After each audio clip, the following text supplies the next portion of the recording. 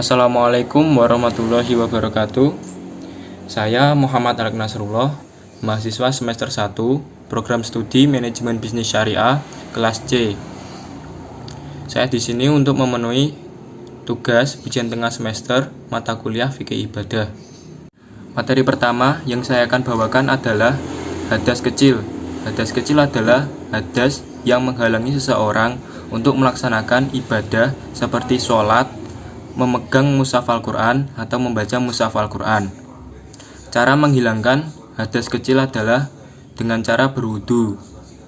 Penyebab terjadinya hadas kecil adalah yang pertama, memegang kemaluan. Yang kedua, keluar sesuatu dari kubul atau dubur. Yang ketiga, tidak sadarkan diri atau hilang ingatan seperti tidur atau pingsan. Yang keempat, berpegangan atau bersentuhan lawan jenis yang bukan mahramnya. Adapun tata cara dalam berwudu. Yang pertama, kita membaca niat. Niat berwudu adalah nawaitul wudu'a liraf'il hadasil asghari fardhu lillahi ta'ala. Yang kedua, membasuh muka secara merata dibarengi dengan membaca niat dalam hati. Yang ketiga, mengusap kedua tangan kita sampai dengan siku. Yang keempat, mengusap sebagian kepala. Yang kelima, membasuh kedua kaki kita sampai dengan mata kaki. Yang keenam, tertib dan beraturan dalam tata cara berwudu. Adapun sunnah dalam berwudu yaitu berkumur, membersihkan hidung, membersihkan kedua telinga, membasuh kaki sampai dengan lutut, dan membaca doa setelah berwudu. Materi kedua yang saya akan bawakan adalah najis. Najis memiliki pengertian secara bahasa adalah kotoran. Secara istilah, najis berarti segala sesuatu yang kotor yang menghalangi syarat sahnya sholat. Najis dibagi menjadi 3. Yang pertama, najis mukhafafah. Najis mukhafafah adalah najis ringan. Najis ini disebabkan oleh kencing bayi laki-laki yang berumur di bawah 2 tahun yang masih memakan atau meminum ASI dari ibunya, belum memakan apapun selain ASI. Cara mensucikan najis mukhafafah adalah dengan memercikkan air di tempat yang terkena najis. Najis yang kedua adalah najis mutawasitoh. Najis mutawasitoh adalah najis yang hukumnya sedang. Najis ini disebabkan oleh segala sesuatu yang keluar dari kubul ataupun dubur, baik itu manusia ataupun hewan. Cara membersihkan najis ini adalah dengan cara mengalirkan air pada tempat yang terkena najis sampai najis itu benar-benar hilang dari bau, rasa, maupun warna. Najis yang ketiga adalah najis mughaladoh. Najis mughaladoh adalah najis yang dihukumi berat. Najis ini disebabkan oleh air liur dari anjing dan kotoran dari anjing. Najis ini tergolong berat karena mensucikannya dibutuhkan tata cara yang terbilang rumit.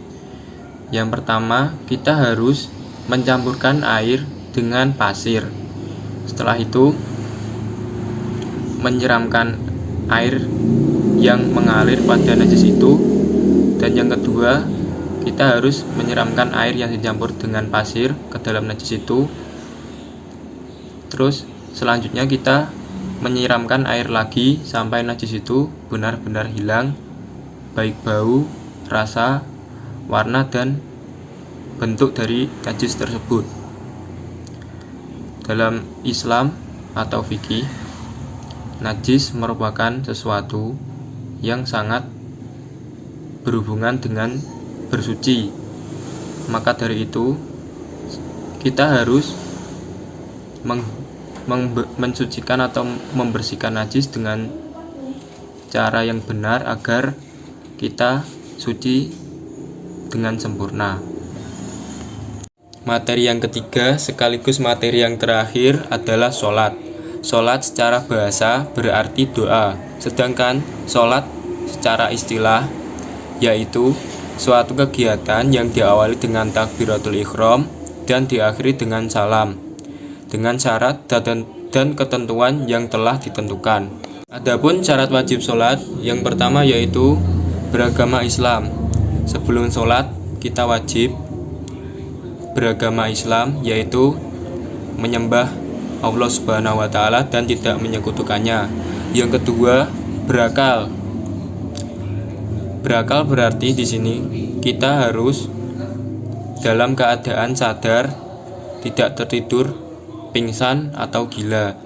Yang ketiga, yaitu baligh. Baligh di sini berarti kita sudah dapat membedakan mana yang salah dan mana yang benar, dan dapat bertanggung jawab pada sesuatu yang telah dikerjakan.